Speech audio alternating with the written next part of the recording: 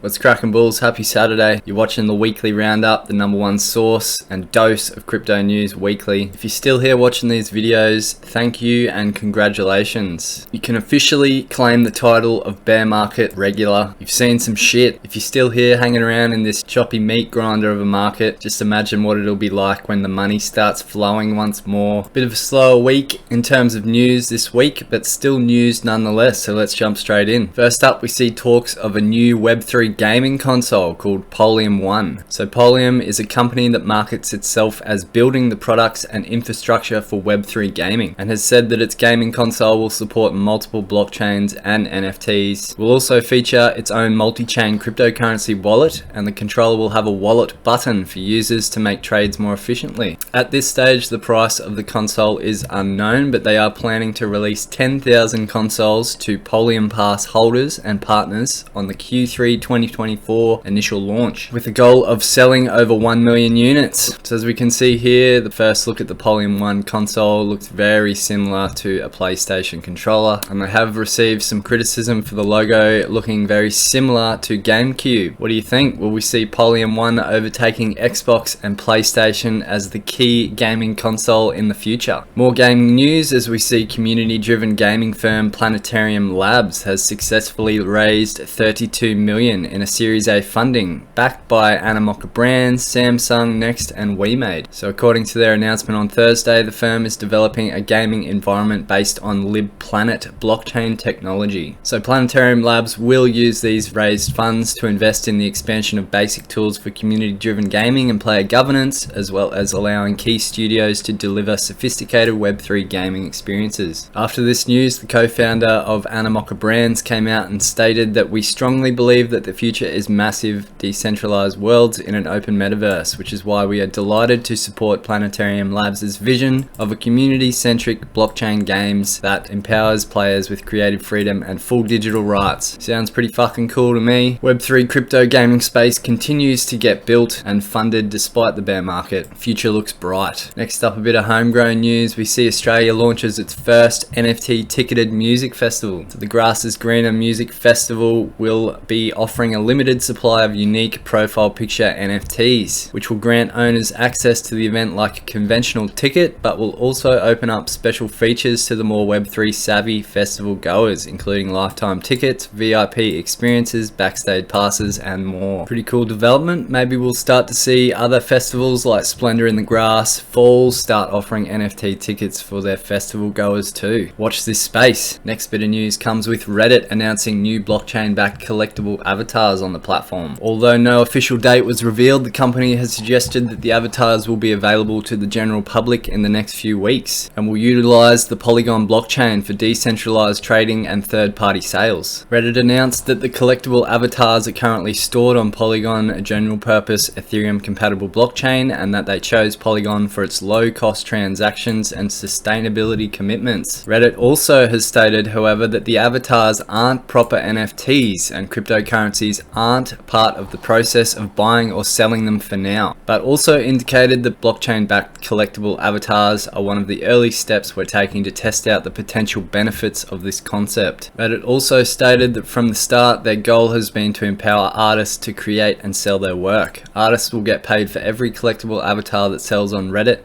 less any fees, and are also entitled to receive royalties from secondary sales of their collectible avatars on open marketplaces. So we see more and more mainstream companies delving into the Web3 crypto space, testing out infrastructure for NFTs, more and more NFT marketplaces being created. NFTs ain't going anywhere. More bullish news for Polygon. Last week we saw the HTC announcement of their Web3 compatible phone. The week before that we saw the Solana phone, and now this week we see Polygon has partnered with phone maker Nothing to bring Web3 to mobile. So the upcoming Nothing phone will integrate Polygon's technology, giving users access to games, payment, decentralized apps and more.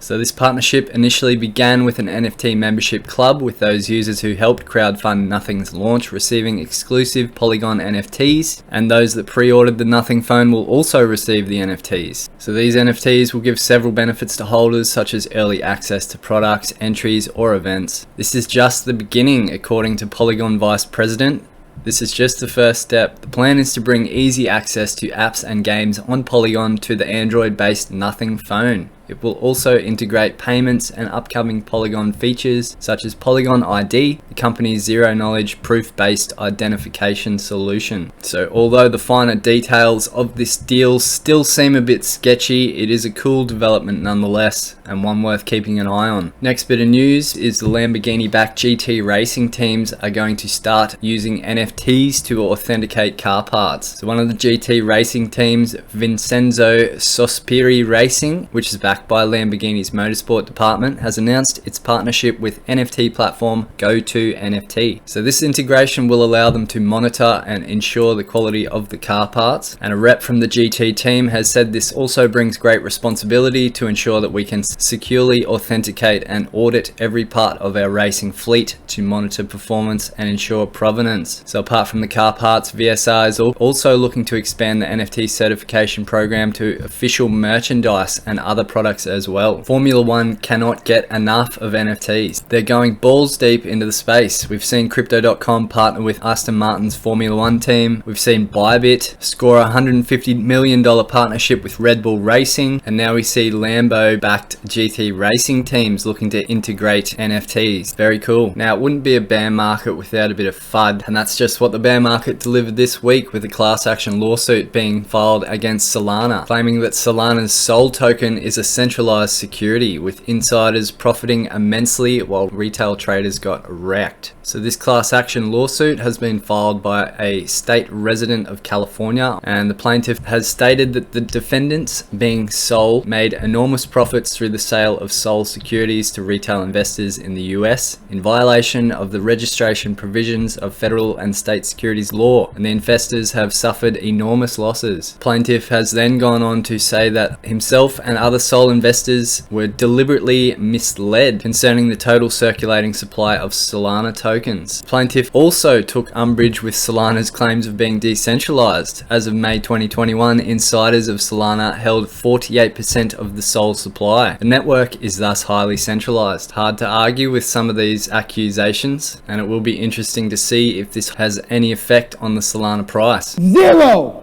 We see shades of the SEC's lawsuit against Ripple here. What do you think? Is Solana an unregistered security, or are these claims baseless? Next bit of FUD for the week is Voyager Digital has officially filed for Chapter 11 bankruptcy. So the Luna, Three Arrows Capital, Celsius contagion continues to spread and claim victims everywhere in the space. So the troubled crypto exchange wasted no time and filed bankruptcy on Tuesday. They then explained that the move is part of a plan of reorganization. When implemented, the plan would enable clients to re-access their accounts again, and Voyager would return value to customers. Voyager has said it intends to pay its employees in the usual manner and continue their primary benefits and certain customer programs without disruption. However, trading, deposits, withdrawals, and loyalty rewards will remain suspended. Definitely not great, and let's hope that the customers of Voyager can access their funds sooner rather than later. So if you want to check out more on this situation, jump on Twitter and have a look at Stephen Ehrlich's Twitter page. He has proposed a plan with all the details here, so jump in and have a look if you're interested. More Luna, Three Arrows Capital fallout, with Genesis Trading CEO confirming they had 3AC exposure. So the digital currency group's market maker and lending firm Genesis Trading has confirmed that it had investment in exposure in the now liquidated Three Arrows Capital. So Genesis Trading is among prominent lending firms that had exposure to 3AC, which has now been confirmed by their CEO.